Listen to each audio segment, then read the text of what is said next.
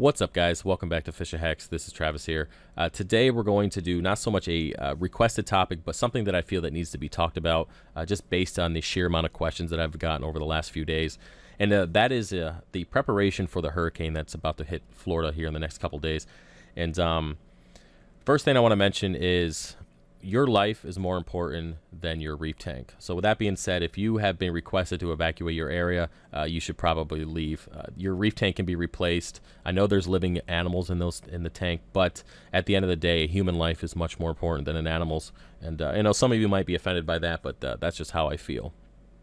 So if you've been requested to leave your area, just do so. If your tank is still standing when you get home, that's good. If it's not, you can always start over. Now, for those of you who are in the areas that are not been requested to evacuate, there's a few things you can do in preparation for this storm. You could always get a generator. Now, right now, buying a generator in Florida is probably not going to be the easiest thing to do, just because you're not the only person trying to do that. Now, if you already have a generator, I would suggest calculating how much fuel that generator uses in a 24-hour period and try to plan ahead for storing up to a week. Again, because you don't know what's going to happen. You don't know what state the gas stations are going to be in after the storm, so you might not be able to get fuel, and that's just something that you want to plan ahead. Now, you're obviously not going to run the generator during the storm just because it could be blown away, so be prepared to plug it or start it up as soon as the storm is over and plug everything in. Now, when it comes to plugging in essential equipment, the only thing you need to be worrying about is your main return pump, your heaters, and your power heads. Everything else can, your reactors, your refugium, any kind of lighting, all that shit can be put to the side because your tank will live off the bare bone basics, which is flow and temperature. That's it. And of course, the aeration to help with, removing CO2 from the tank, keeping your pH elevated during this time. Now, one thing that I do want to mention is, when it comes to your reef tank, you're going to have to deal with temperature. That's a huge deal, especially in situations where the power's out in the house and you have central air. And temperature is something that you're going to want to keep under control. And I know in Florida that's almost impossible because it's always hot there.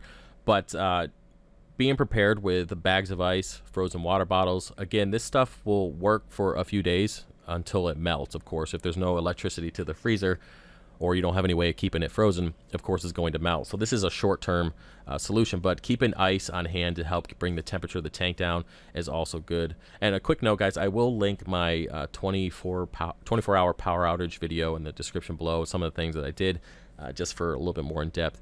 But temperature and flow are going to be the things that will impact the reef tank the most. Again, lighting and all that crap, it doesn't matter right now. Now, some of you probably have chillers already on your reef tank, especially those of you who live in these hot areas. Now, one thing you need to understand is that a chiller uses a ton of electricity. If you own one, you probably already know this, but hooking that up to a generator might be difficult if the generator is not powerful enough. So keep that in mind. Look at the requirements for the chiller, and then look at what your generator puts out, and also calculate into your return pump power, your heaters, how many watts, power heads, all that kind of stuff. Calculate what kind of wattage that requires, and then see what your generator can put out. And if you have to maybe unplug the power heads and the heaters for a little while, because obviously you don't need the heaters if it gets too hot, and you want to plug in the chiller for a little while to cool down the tank. These are things that you're going to have to adjust depending on your situation. So so if you have your generator, you have enough fuel, and you have ice on standby, you should be good for at least 48 hours. Depending on, again, how much ice you have, how much fuel you have. Now, if it gets over 100 degrees in Florida after the storm and you don't have any power, and your tank, hits that 90-degree mark because it is in the, in the middle of your living room, there's really, I don't want to be an ass, or I don't want to say the wrong thing, but the reality is there's not much you can do. If you don't have the means of keeping the tank cold, it's just it's kind of one of those things you're gonna have to see happen is the death of the coral and the fish. And that's really a shitty thing to go through. I've seen it happen, obviously not because of a storm, but because of general power outage, and then watching my reef tank die over a 24-hour period because I don't have a generator. So that's something that hopefully won't happen in your situation, but if it does, you just kind of got to be mentally prepared for it, and do what you can to prevent it from happening. That's the best you can do at this point. Now, for those of you who don't have generators And so what do? Okay, well, battery-operated air pumps are a pretty good thing if you could find them. I know you can get them at Petco in some places, but they allow you to at least oxygenate the water for a short period of time, or as long as you have enough batteries, of course. And oxygen does a great thing for the reef tank. Now, it doesn't really help with temperature, but it does keep the fish and the coral alive. Again, temperature, ice, if you can get it and keep it frozen, that's a good solution. I mean, if you have a 400-gallon reef tank, bags of ice, it doesn't really last how long. But if you have like an under 55-gallon tank or a 90 or something like that, you can get away with ice for quite a while, actually.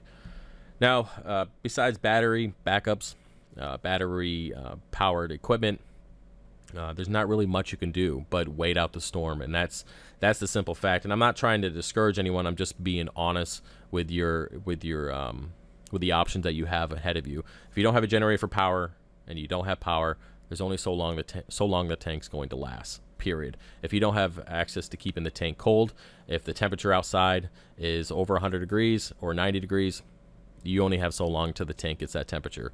That's the reality of the situation. And guys, just understand that if you have house insurance or renter's insurance, this stuff can be included in your policy. So I would double check with your insurance provider to see if your tank is part of that policy. And I'm pretty sure that you can claim the loss due to the hurricane. I'm almost positive you can do that. So just keep that in mind, guys. Now, that's pretty much the general questions that I have is regarding equipment. What can I do if I don't have this and have that? And I hope that I answered those questions, or at least gave you guys some kind of idea what you can do. At this point, the rest of the United States is praying for Florida. I know that I am. I hope that you guys this storm just comes and goes quickly and there isn't a ton of disaster. I mean, that's 2 hurricanes in a couple weeks now. That's pretty crazy stuff. And I know that they're talking about more coming in from the Atlantic. That's just, I don't know what's going on with the world, but it's definitely upsetting. So anyways, guys, my prayers are with those of you in Florida. I hope that this storm just goes through and you guys can come out with your heads high. All right. Either way, if you guys have any other questions about this, please put in the comment section below and you will take priority over everybody else. Okay? Bye.